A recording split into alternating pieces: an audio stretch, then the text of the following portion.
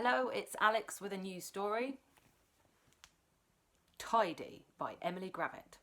And she's the author and the illustrator. So she's written brilliant rhyming words about Badger Pete, who likes to keep neat. There, I did it too, a rhyme. And she's drawn all these gorgeous pictures which have a lot of detail and little tricks inside of the pictures, and we'll try and see if we can find some of them as we go along. She's written so many good books. Orange Pear, Apple Bear was her first. Meerkat Mail with all the postcards in it. Actually, my favourite is Spells. Oh, what else? Again. The Odd Egg. Blue Chameleon. I can't think of them all, but they're all good. So this is about somebody who's very tidy and neat, like I just said. Unlike me. Can I just reveal a little secret? As you can tell by my pretty scruffy hair today, I'm not that way inclined. I'm a bit more on the messy side, but not Pete here. Should we read the story? Let's carry on. And it's got these wonderful, look, it's got a hole in it, so I can poke through and see. So it's got these cutouts in this book, and we go deeper into the forest. Let's go into the forest. Oh, and it shows you there's a little rabbit there with a little sign, and it says 2 Hoots, and that's the name of the publishers. And I'd like to just say, actually, thank you to 2 Hoots Publishers who are letting me read these books online and letting all of you hear them. Oh, and there we go. Look, see now there's a scrubbing brush just in that hole of that tree.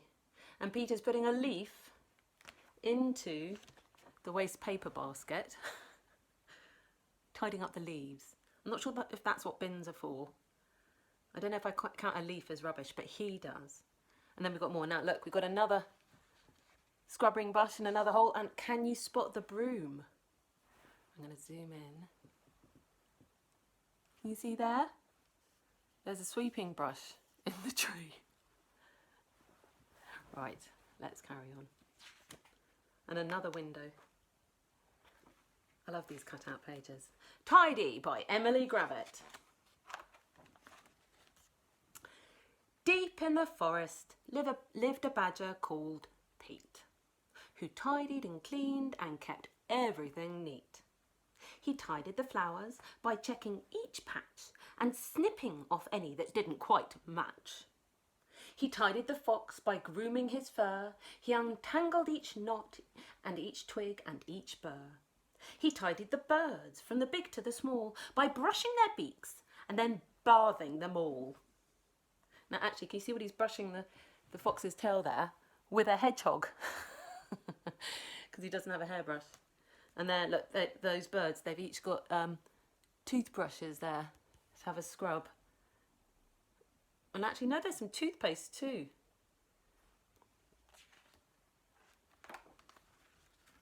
Now look at this picture. He's got a hoover. He's hoovering up the forest. And you know those hoovers that look, they're called Henry. But this one, he's painted it to look like him, to look like a badger. So it's got badger ears on it. Oh, and there's a snake curling around the hoover tube, the vacuum cleaner tube. He picked up stray sticks, he swept and he rubbed. He polished the rocks and he scoured and he scrubbed. So when a leaf fell, oh my goodness, how do you think he feels about autumn?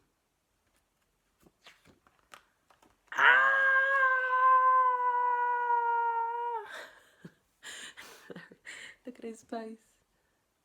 And then he's got a stick to try and pick up one, but can he pick them all up? Well, let's see. Pete tidied up. Can you see he's put all the leaves into rubbish bags, bin liners all over the place, and there's other mounds of them over here. Does that look nicer? Does that look tidier than having the leaves on the ground? What do you think? Or in having them all in black dustbin bags? But still he wasn't happy. Now the trees looked bare and scrappy. And so to make it all look neat, Pete undertook a mighty feat. What's he going to do? What do you think?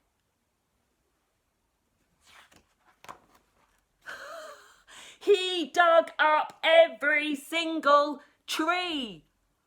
Look, he's pulled it out by the roots, and that little mole there is dangling off, trying to escape.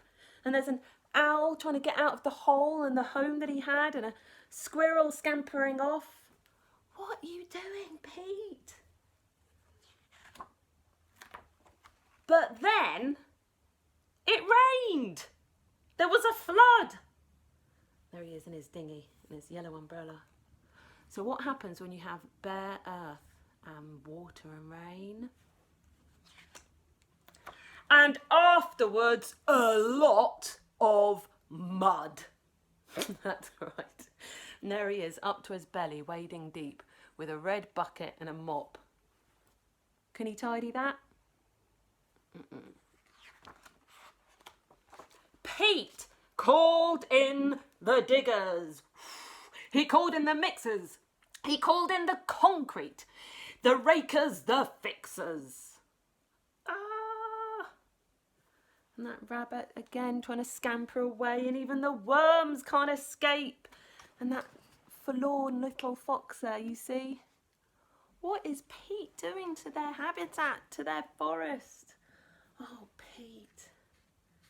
And even this digger says, tidy, tidy.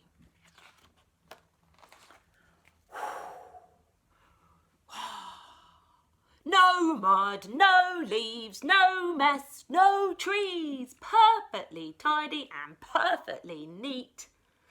This forest is practically perfect, said Pete. Is that a forest? Is that what a forest looks like?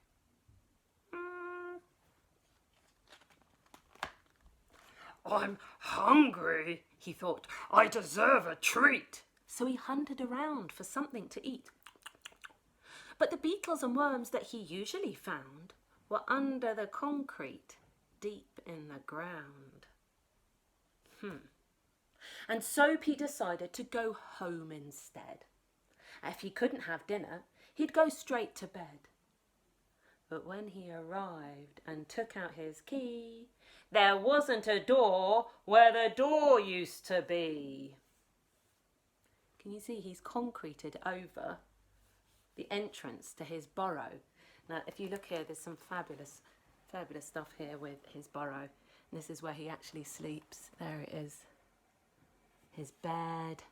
And instead of a light, he's got a jam jar full of glowworms. And there's his cleaning cupboard. And there's his sitting room. And he's got a thing on the wall, a picture on the wall that says, Badger wins Tidy Forest Award. And yeah. And then you can see all the earth with the worms in and the beetles that he wants to eat, but he can't get to them.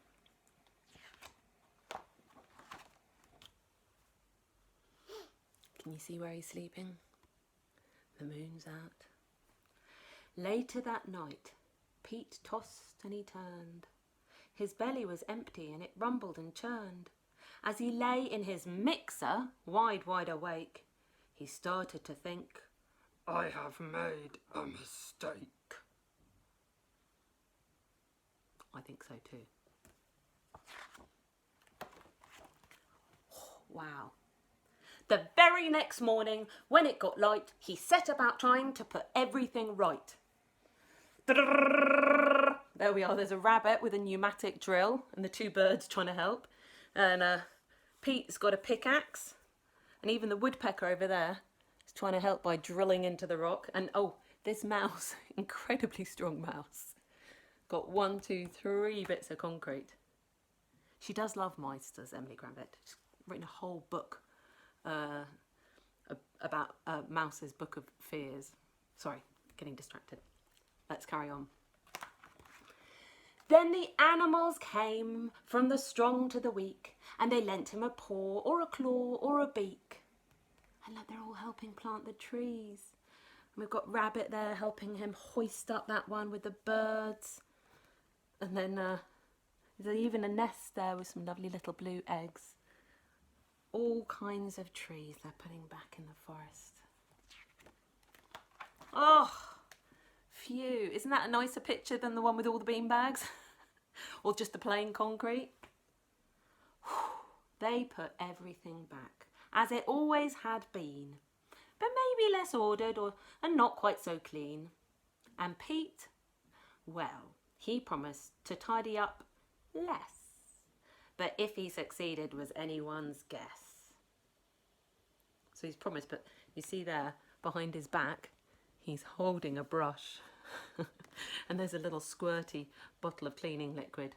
But they're all having a feast of acorns and worms. And he's not trying to tidy that poor fox, which is covered in twigs and branches. And here the ants are carrying away his cleaning products and putting them in the bin. Because I think the bin is for human rubbish, not for nature's leaves and things. Because that's what then gets turned into soil and helps all our plants grow, isn't it? Silly badger. Well, he learnt his lesson in the end. And that's the end. Beautiful blossom tree. Bit like at the moment we've got spring, haven't we? And that lovely little detail. There he is with his vacuum cleaner that looks like him. And he's hoovering up those words at the end of the book. Can you see they're going into his hoover? Little tricks. Bunny with a rubber glove on its head. So maybe it's not so bad being a little bit messy, a little bit untidy, a bit like me. And this is just a few more glorious pictures at the end of the book of what a beautiful forest should look like.